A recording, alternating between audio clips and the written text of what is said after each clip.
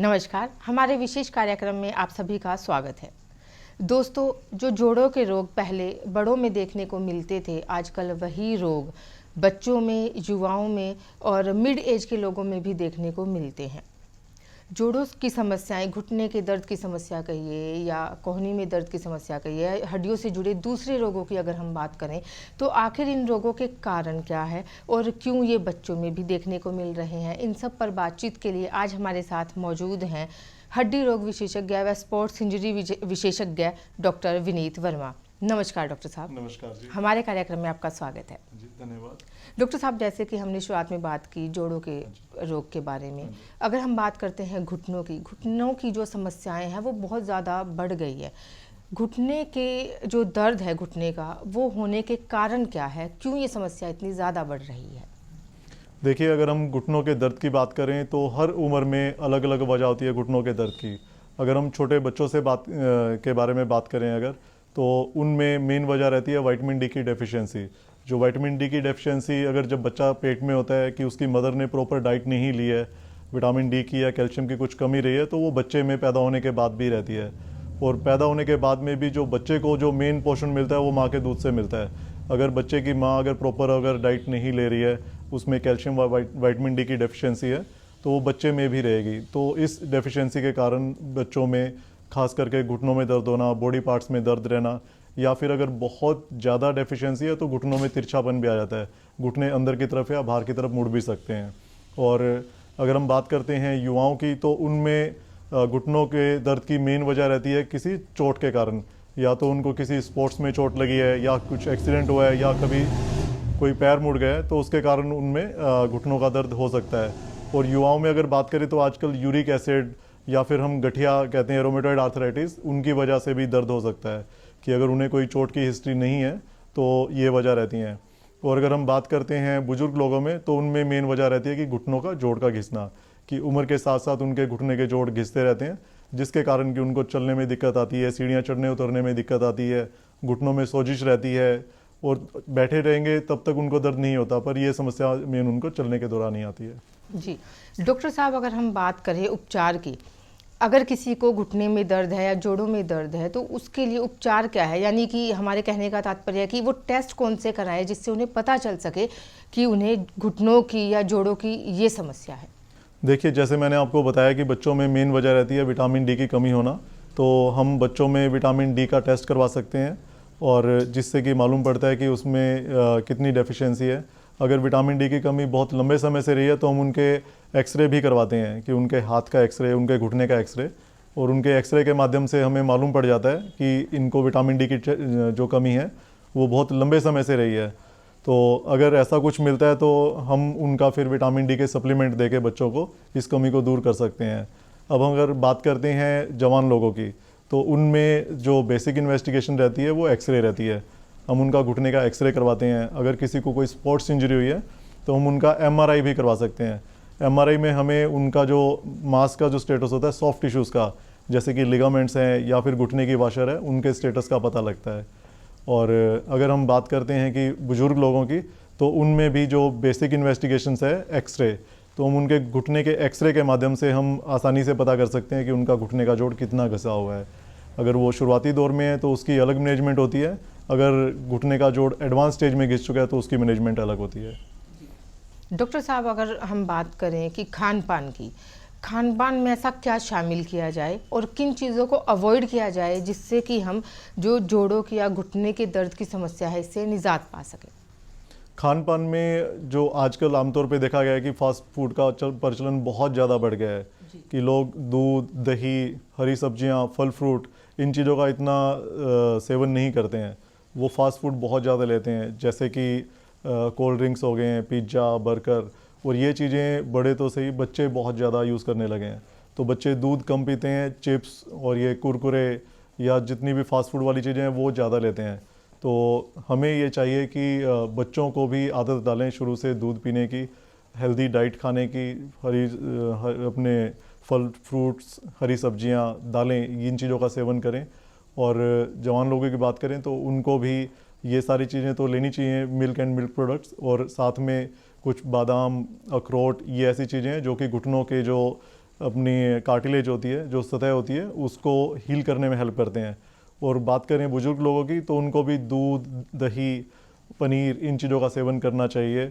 और थोड़े dry fruit, जैसे मैंने आपको बताया, बादाम, अखरोट का भी सेवन करना चाहिए, क्योंकि इन सब में एंटीऑक्सीडेंट्स होते हैं, जो कि घुटने का कुछ भी वियर एंड टीयर चल रहा है, कुछ डीजनरेटिव चेंजेस जो उम्र के साथ साथ जो घुटना घिसने की प्रक्रिया है, उसको भी ये चीज़ें कम कर देती हैं। जी डॉक्टर साहब, हमने बातचीत की फास्ट फूड की। जब हम बात करते हैं युवाओं की, आजकल के युवा जिम जाते हैं, कसरत करते हैं, उसके साथ साथ वो एनर्जी ड्रिंक्स का बहुत ज़्यादा सेवन करते हैं। अगर हम बात करें एनर्जी ड्रिंक्स की या हाईली प्रोसेस्ड फूड की जब बात की जाती है, तो ये चीज़ें हमारी हड्डियों को किस कदर प्रभावित कर रही हैं, आपसे जानना चाहेंगे। देखिए, ये सब चीज़ें अगर मैं सही आपको उदाहरण देके समझाऊं, जैसे कोई फसल होती है, हम उसको खाद डालते हैं बहुत ज़्यादा, कि उसमें बहुत ज़्यादा पेस्टिसाइड्स, इंसेक्टिसाइड्स भी डालते हैं। तो ये जो सप्लीमेंट्स हैं, ये हमारी बॉडी के लिए खाद का काम करते हैं, कि वो टेम्परेरीली तो एक बार इफेक्ट ला देंगे, पर ये लॉन्ग टर्म में हमारे बॉडी की जो हड्डियां हैं, मांसपेशियां हैं, लिगामेंट्स हैं, उन सब के लिए ये चीज़ें नुकसानदायक रहती हैं। तो और दूसरा क्या होता है कि ये सभी जो सप्लीमेंट्स जो आजकल के युवा लेते हैं, वो बगैर किसी गाइडेंस के लेते हैं, क्योंकि जो इन चीज़ों को सेल कर रहे हैं, ना उनको नॉलेज होती है जो इनको बेचने लग रहे हैं, और ना जो इसको यूज़ कर रहे हैं उनको प्रॉपर नॉलेज होती है। तो ये चीज़ें जो बिना गाइडेंस के जो चीज़ें लिए जा रहे हैं, ये उनके लिए बहुत ज़्यादा नुकसानदायक रहती हैं, क्योंकि ये चीज़ों में कुछ हैवी मेटल्स, स्टेरॉइड्स, तो ये चीज़ें ऐसी होती हैं कि लॉन्ग टर्म में उनके गुर्दों को, लीवर को, उनकी मांसपेशियों को, बोन्स को, कि शॉर्ट टर्म में तो ये असर दिखाएंगी, पर लॉन्ग टर्म में बहुत ज़्यादा नुकसान करती हैं ये। तो मैं तो सबसे गुजारिश करना चाहूँगा कि युवाओं को भी, कि बजाय सप्लीमेंट्स के या एनर्जी ड्रिंक्स के लेने के बजाय जो हेल्दी डाइट्स हैं, कि प्रोटीन्स के लिए सिंपल चीज़ें आजकल बहुत सस्ते में अवेलेबल होती हैं, जो दालें हैं और अंडे हैं, पनीर है, तो उनको इन चीज़ों का सेवन करना चाहिए बजाय कि सप्लीमेंट्स के। डॉक्टर साहब, जब बात कर रहे हैं हम घुटनों के दर्द की, जोड़ों के दर्द की, ऐसे में बात ना की जाए नी रिप्लेसमेंट की, तो ये बात अधूरी रह जाएगी।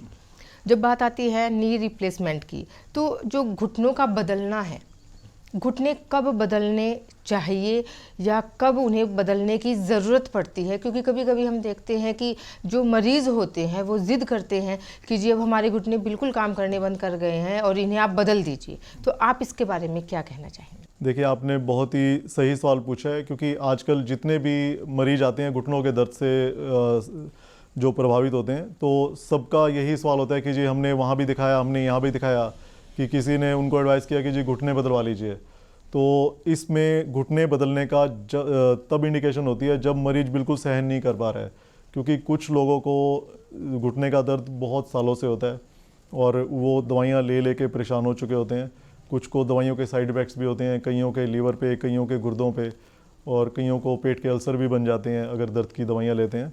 तो जब किसी के साथ ऐसी स्थिति हो रही है कि बहुत सालों से घुटनों का दर्द चल रहा है और घुटनों की जो अलाइनमेंट है कि घुटने उनके बिल्कुल अंदर की तरफ मुड़ गए हैं, चलना बहुत दूभर हो गया है, तो तब उनको घुटने रिप्लेस करवा लेने चाहिए जी।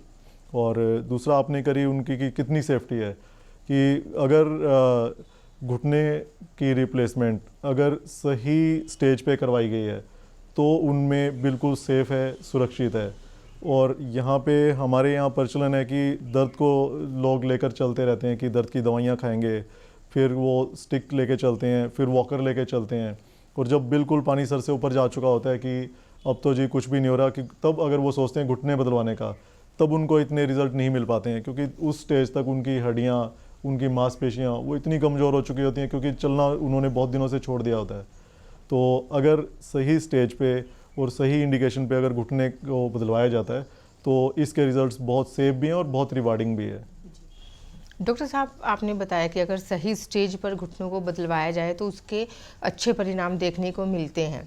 हम आपसे यही सवाल एक बार फिर से करना चाहेंगे कि हमारे कुछ दर्शक हैं जिन्होंने घुटने बदलवाए हैं, उनको वो सेटिस्फैक्ट्री परिणाम नहीं मिले हैं, तो क्या, लेकिन वो ये भी जानना चाहते हैं, आपने ये तो बता दिया कि घुटने कब बदलने चाहिए और कब आपको सेटिस्फैक्ट्री परिणाम मिलेंगे, लेकिन क्या नी रिप्लेसमेंट के बाद कुछ सावधानियां भी रखनी ज़रूरी हैं जिससे वो जो है उनके घुटने सही रहें जो उन्होंने रिप्लेस करवाए हैं? देखिए, घुटने का बदलना लोगों में ये भी बहुत मिथक रहता है कि घुटना बदलते ही वो बिल्कुल पहले जैसे जवान और बिल्कुल पहले जैसी स्थिति हो जाएगी कि उनको कोई भी एक्सरसाइज किए बिना, कुछ भी किए बिना, और वो बिल्कुल सही से चल पाएंगे। ये देखिए, दर्शकों को भी उनको क्लियर होना चाहिए कि घुटने बदलने के बाद में भी उनको एक्सरसाइज के लिए उतनी ही मेहनत करनी पड़ेगी जितनी उनको घुटना बदलने से पहले करनी चाहिए थी। कि घुटने बदलने के बाद कुछ लोग एक्सरसाइज नहीं करते हैं प्रॉपर, और कुछ लोगों को दर्द की दवाइयाँ भी कुछ समय के लिए लेनी पड़ सकती हैं, और पूरा उनको नॉर्मल रूटीन में आने में 3 से 4 महीने का वक्त लगता है। और दूसरा रही बात कि उस घुटने बदलने के बाद अक्सर ये कहा जाता है कि आपको अगले दिन चला दिया जाएगा, कि आप अगले दिन चलोगे या 2 दिन बाद चलोगे। तो ये बात बिल्कुल सही है कि घुटना बदलने के बाद लोग 2 दिन बाद, 1 या 2 दिन बाद चल सकते हैं वॉकर के साथ, बिना असिस्टेंस के नहीं। शुरू में उनको 2-3 हफ्तों के लिए किसी असिस्टेंस के साथ, क्रचिज़ के साथ या फिर वॉकर के साथ चलना पड़ता है, और फिर उसके कुछ समय के बाद उनको बैंत यूज़ करनी पड़ती है, और लगभग 1.5 या 2 महीना उनको लग जाता है कि वो बिना किसी सहारे के चलें और अपनी रूटीन की एक्टिविटीज़ में आने में। कि कोई ऑफिस जाना चाहता है, कोई अपना कोई सैर करना चाहता है पार्क में, कोई सीढ़ियाँ चढ़ना चाहता है, तो उन सब चीज़ों में उनको लगभग आप मान के चलिए 3 से 4 महीने का वक्त लग जाता है। और उनको, कुछ लोग ये सोचते हैं कि घुटने का हमने ऑपरेशन करवा लिया, उसके बाद कुछ भी नहीं करना पड़ेगा, हम नॉर्मल चलेंगे बिल्कुल ऐसे। ये बिल्कुल सही है, वो नॉर्मल चलने लग जाते हैं, सब चीज़ें होती हैं, और उनको कुछ फिजियोथेरेपी के रूटीन्स जैसे उनको एडवाइस किया जाता है वो उनको फॉलो करने चाहिए। तो घुटने का सक्सेस रेट देखिए इस हिसाब से मान के चले तो मोर देन 90-95% है। जी डॉक्टर साहब, अगर बात करें हम महिलाओं की, हमारे परिवारों में महिलाएं अक्सर अपना ख्याल नहीं रखती हैं, सबका ख्याल रखती हैं लेकिन अपने आप को भूल जाती हैं, और महिलाओं को कमर दर्द की समस्या सबसे ज़्यादा देखने को मिलती है। ओस्टियोपोरोसिस की बात अगर हम करें, वो उनमें ज़्यादा देखने को मिलती है, तो इसके क्या रीज़न है सबसे बड़े? देखिए, हम महिलाओं की बात करें तो कुछ उम्र के बाद ऑस्टियोपोरोसिस, जब उन्हें मेनोपॉज होता है, तो मेनोपॉज के बाद की 45 ईयर्स के बाद, 50 ईयर्स के बाद, मेनोपॉज के बाद ऑस्टियोपोरोसिस होना ये जायज़ है। तो इस चीज़ के लिए तो महिलाओं को चाहिए कि उन्हें रूटीन में सैर करनी चाहिए, कुछ एक्सरसाइज भी करनी चाहिए, जैसे कमर की हो गई हैं, घुटने की कुछ एक्सरसाइज हैं, वो उन्हें रूटीन में करनी चाहिए। अपनी डाइट में मिल्क या मिल्क प्रोडक्ट हैं जैसे मैंने बताया, वो चीज़ उनको यूज़ करने चाहिए।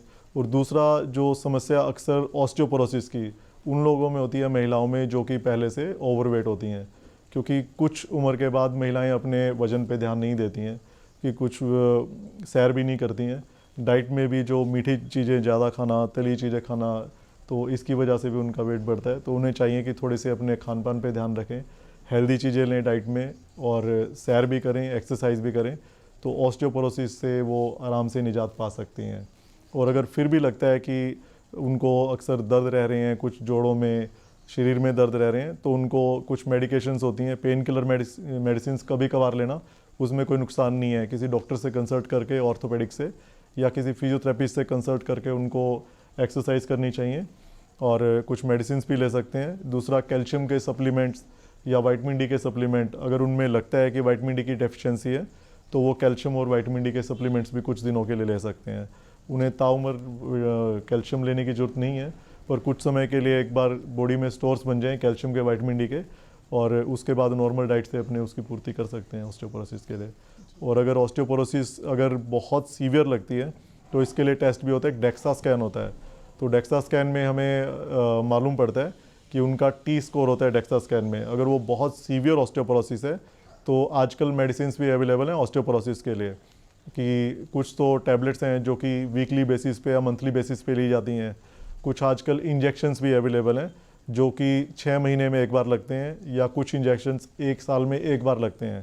तो वो उससे ऑस्टियोपोरोसिस को मैनेज किया जा सकता है, और बाद में रिपीटेडली डेक्सा स्कैन करवाया जाता है। अगर फिर भी लगता है कि ऑस्टियोपोरोसिस नहीं करेक्ट हो रही है तो ये इंजेक्शन उनको कुछ सालों के लिए ईयरली इंजेक्शन दे सकते हैं हम। डॉक्टर साहब, आपने बात की अभी इंजेक्शन के बारे में। हमसे कुछ महिलाएं अक्सर बताती हैं, शिकायत भी करती हैं कि हमें घुटनों में दर्द था, जोड़ों में दर्द था, ऑस्टियोपोरोसिस था, हमने इंजेक्शन लगवाए और उन इंजेक्शन की वजह से जो है एकदम से उनका वेट गेन हो गया, उनका वज़न जो है वो बढ़ गया।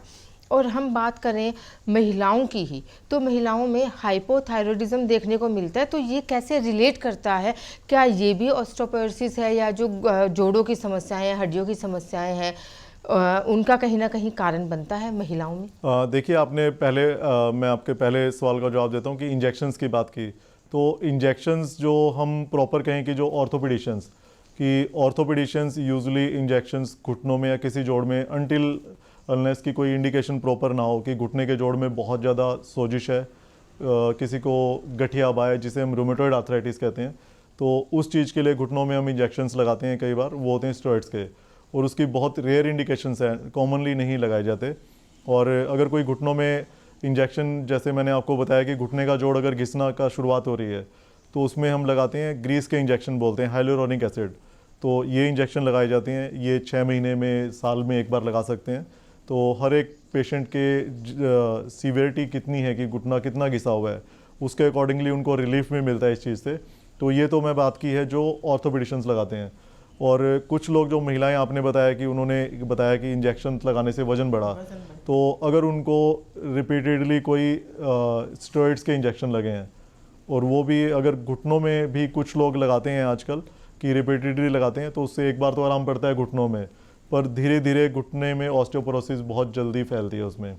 तो घुटना बहुत जल्दी घिसता है कि कुछ महीनों के लिए, कुछ दिनों के लिए तो आराम पड़ेगा इंट्राआर्टिकुलर स्टेरॉइड से, और लॉन्ग टर्म में वो नुकसानदायक रहते हैं।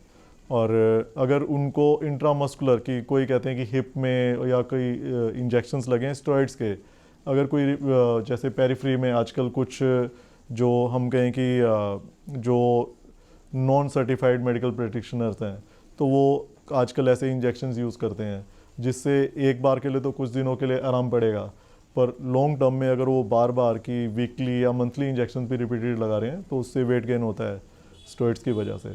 तो ये उस वजह से हो सकता है। पर ऑर्थोपेडिशियंस कोई ऐसे रेगुलर इंजेक्शंस इंट्रामस्कुलर स्टेरॉइड्स बहुत अनटिल इंडिकेटेड वो लगाते नहीं हैं। और दूसरी बात की आपने हाइपोथायराइडिज्म की, देखिए थायराइड का हमारे शरीर में हर एक बॉडी पार्ट में रोल है, और बोन्स के भी अगर स्ट्रेंथ में देखा जाए तो थायराइड का रोल होता है। अगर जिनको हाइपोथायराइडिज्म है, तो थायराइड की कमी की वजह से इनएक्टिविटी होती है, कि मतलब कि शरीर ढीला पड़ जाता है, कुछ काम करने का मन नहीं करता, वेट गेन भी होता है, और साथ के साथ ऑस्टियोपोरोसिस भी होती है। आपने बिल्कुल ठीक कहा। तो महिलाओं में ज़्यादातर अक्सर ये समस्या देखी जाती है। तो उनमें उन्हें चाहिए कि जो भी हम थायराइड में अगर किसी में डायग्नोज होता है कि हाइपोथायराइडिज्म है, थायराइड की कमी है, तो उसमें एल्ट्रॉक्सिन जो दिया जाता है कि थायराइड को जो रिप्लेस करने के लिए, तो उसके साथ साथ कैल्शियम और विटामिन डी की दवाइयाँ भी दी जानी चाहिए। तो और साथ के साथ महिलाओं को चाहिए कि उनको सैर और एक्सरसाइज भी करनी चाहिए, ताकि उनकी ऑस्टियोपोरोसिस है वो भी साथ के साथ मैनेज की जा सके। अगर खिलाड़ियों की बात करें तो हमारे खिलाड़ी, हमारे प्रदेश के खिलाड़ी हैं या देश के खिलाड़ी हैं, वो चोटिल भी होते हैं। लेकिन खिलाड़ी जब चोटिल हो जाते हैं उसके बाद कई खिलाड़ी ऐसे हैं, कुछ खिलाड़ी कि वो बाद में उस तरीके से नहीं खेल पाते। कुछ खिलाड़ियों का घुटने जो है वो मुड़ जाते हैं। तो उनके लिए आप क्या कहना चाहेंगे? उन्हें क्या एहतियात बरतनी चाहिए और ये समस्याएं क्यों उनमें देखने को मिलती हैं? देखिए, इस चीज़ में जो सबसे पहले हम बात करें कि इसको प्रिवेंशन की, जो खिलाड़ी आजकल जो हमारे यहाँ पे फैसिलिटीज़ जो हमारी सरकार ने बहुत अच्छी दी हैं, सुविधाएं, जगह जगह पे स्टेडियम खोले गए हैं, एकेडमीज भी खोली गई हैं, पर इसके बावजूद भी कुछ जो हमारे जो विलेजेस में कुछ खिलाड़ी ऐसे हैं जो कि कुछ सुविधाओं की कमी की वजह से या फिर वो कुछ नेग्लिजेंस की वजह से अपने आप ही तैयारी करते हैं और विदाउट एनी गाइडेंस। तो उनको अगर चोट होती है तो मैनेज भी वो ट्रेडिशनल बोन सेटर जो होते हैं उनसे, देसी जो हैं उनसे इलाज करवाते हैं, तो उन चीज़ों को नेगलेक्ट करते हैं। तो उनको चाहिए कि अगर कोई भी ऐसी इंजरी होती है तो उनके जो ज़्यादातर उनके कोच साथ में रहते हैं, तो कोच को या फिर जो उनके साथी खिलाड़ी हैं उनको ये चाहिए कि सबसे पहले रेस्ट करना चाहिए। कोई भी अगर इंजरी है प्रॉपर रेस्ट करें, और उसके लिए कुछ भी जैसे गांव में भी अवेलेबल की गर्म पट्टी अवेलेबल होती है उन्हें, या कई लोग हैं जिसमें टेपिंग करवाते हैं, उनको सबको मालूम होता है खिलाड़ियों को कि ये चीज़ें हैं, और पेन किलर्स भी वो कहीं से ले लेते हैं। तो ज़्यादातर चोटें ठीक हो जाती हैं क्योंकि वो ज़्यादातर मांसपेशियों की खिंचावट या फिर कुछ मसल पुल ही होते हैं जस्ट। अगर किसी को कोई सिग्निफिकेंट इंजरी हुई है तो उन्हें चाहिए कि ऑर्थोपेडिशियन से किसी से कंसल्ट करना चाहिए। तो क्योंकि जो माइनर इंजरीज़ कई बार लगती हैं कि ये माइनर इंजरी है, पर वो होती हैं कई बार की वॉशर होती है जो घुटने की, वो फट जाती है। कई बार होता है कि घुटने का जो लिगामेंट होता है, ACL या PCL, 2 तरह के लिगामेंट है मेन, तो वो फटे हो सकते हैं।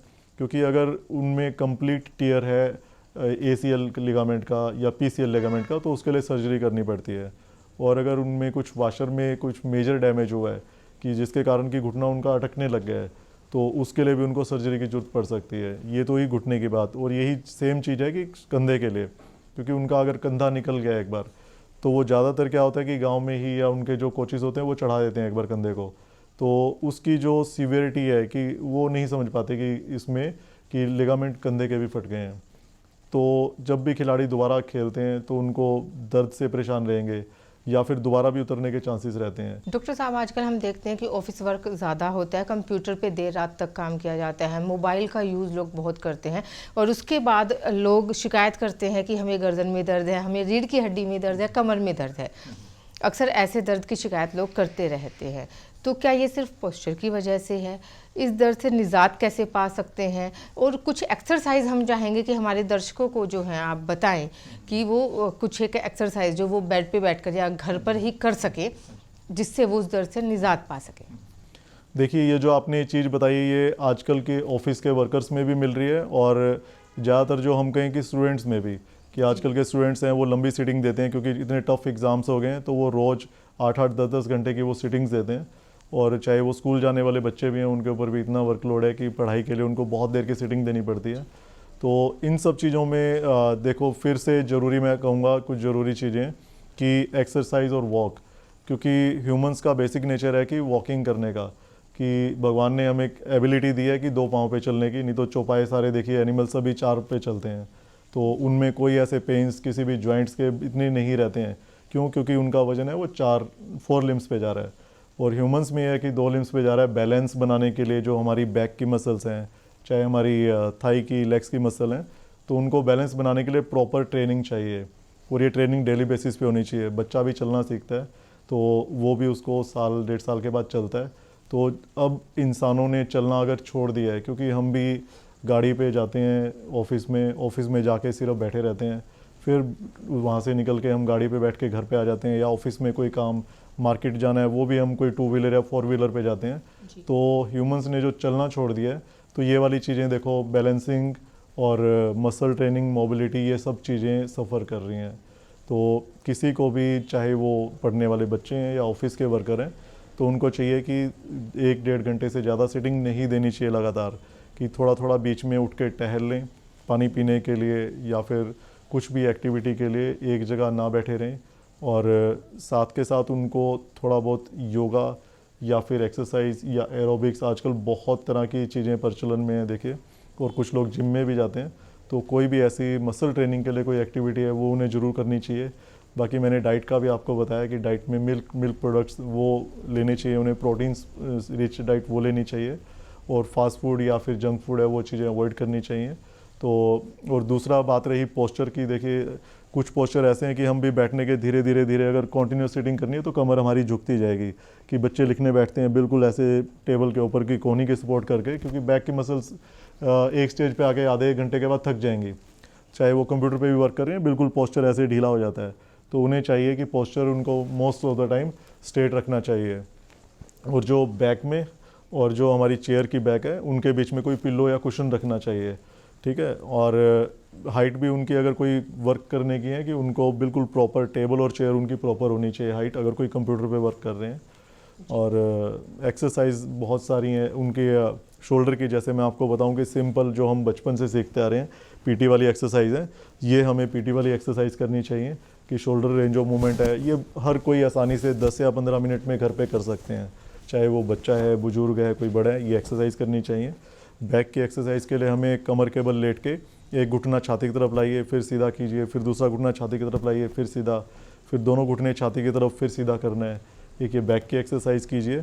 घुटनों की सिंपल एक्सरसाइज है, जिनको भी घुटनों में अगर दर्द रहता है, कि घुटनों को स्ट्रेट करना, बिल्कुल ऐसे कि स्ट्रेट कीजिए, फिर इसको वापस ले जाइए, फिर दूसरे घुटने को भी इसी तरह से स्ट्रेट करना है और इसे भी वापस ले जाना है, इस तरह से बिल्कुल स्ट्रेट करना है और वापस ले जाना है। तो ये क्वाड्रिसेप्स की एक्सरसाइज है, जो कि बुजुर्ग लोगों के लिए बहुत ही फ़ायदेमंद है। अगर कोई घुटनों के दर्द से कोई अगर परेशान है तो ये वाली एक्सरसाइज करके वो आराम पा सकते हैं। और डॉक्टर साहब, आपने बात कही कि चलना बहुत ज़्यादा ज़रूरी है, क्योंकि हम चलते नहीं हैं इसलिए हम समस्याओं से ग्रस्त हो रहे हैं। लेकिन कुछ लोगों को आदत होती है वो सुबह सुबह रनिंग भी करते हैं, जॉगिंग भी करते हैं, लेकिन जब वो जॉगिंग करते हैं तो वो एक सीमेंटेड, अगर हम कहें कि सीमेंटेड ट्रैक पर करते हैं, तो और सुनने में ये भी आता है कि जब हम ऐसी जगहों पर जॉगिंग करते हैं तो वो कहीं ना कहीं हमारी हड्डियों को इफ़ेक्ट करता है, घुटनों के दर्द का कारण भी बनता है। तो क्या वास्तव में ऐसा है या सिर्फ ये एक मिथ है? देखिए, आपने बिल्कुल सही कहा कि आजकल जो शहरों में हम अगर देखें तो कोई ऐसा सभी जगह पे सीमेंटेड ग्राउंड है या फिर सड़कें हैं, तो किसी जगह पे जो हम कहें कि कच्चे में दौड़ना, ग्रास में या इस तरह के बहुत कम ही अवेलेबल हैं। तो जब हम हमारे जो दौड़ने के लिए तो कुशनिंग इफ़ेक्ट होना चाहिए, वो कुशनिंग इफ़ेक्ट होता है हमारे घुटने के अंदर, जो कि हमारे घुटने की वाशर होती हैं। और दूसरा हम कुशनिंग इफ़ेक्ट देखें हमारे शूज़ में होता है, और जो मेन जो होता है वो सरफेस, कि सरफेस भी अगर सॉफ्ट है तो सारी चीज़ें सॉफ्ट रहेंगी तो कोई इंजरी नहीं होगी इतनी। और अगर हम सीमेंटेड सरफेस पे दौड़ते हैं तो डायरेक्ट जो इम्पैक्ट पड़ता है वज़न का, वो ऑलमोस्ट मान के चलिए कि दोगुना हो जाता है, क्योंकि उसमें शॉक अब्जॉर्बिंग वाला सरफेस नहीं है। और यही हम मिट्टी पे कोई दौड़ते हैं या फिर ग्रास पे दौड़ते हैं या फिर सिंथेटिक ट्रैक पे, तो उस पर इस चीज़ का कुशनिंग इफेक्ट होता है। घुटने के ऊपर जो रिबाउंड कहते हैं कि there is reaction for every action, तो वो रिएक्शन जो होता है वो बहुत कम होगा अगर सॉफ्ट सरफेस पे दौड़ते हैं। तो मैं भी ये सबसे गुजारिश करना चाहूँगा कि जब भी अगर रनिंग एक्टिविटी करते हैं तो वो हमें सॉफ्ट सरफेस पे करनी चाहिए, और जो प्रॉपर रनिंग शूज़ होने चाहिए उसमें, और नंगे पैर भी कई लोग दौड़ते हैं। अगर आप सॉफ्ट सरफेस पे दौड़ रहे हैं तो ठीक है, पर आपको प्रॉपर शूज़ पहन के उस पर सॉफ्ट सरफेस पे दौड़ना चाहिए। हार्ड सरफेस से घुटनों के जोड़ पे, लिगामेंट्स पे, मसल्स पे, इन पे असर पड़ता है, और ये एकदम असर नहीं पड़ता, पर लॉन्ग टर्म में धीरे धीरे धीरे करते रिपीटेटिव इंजरीज होती हैं, और उससे आप घुटनों के दर्द बढ़ सकता है कम होने की बजाय। जी डॉक्टर साहब, आपने घुटनों के दर्द, जोड़ों के दर्द और हड्डियों के जो रोग हैं उनसे जुड़ी इतनी अच्छी जानकारी हमें दी, हमारे दर्शकों को कुछ एक्सरसाइज भी बताई, उसके लिए आपका बहुत बहुत शुक्रिया।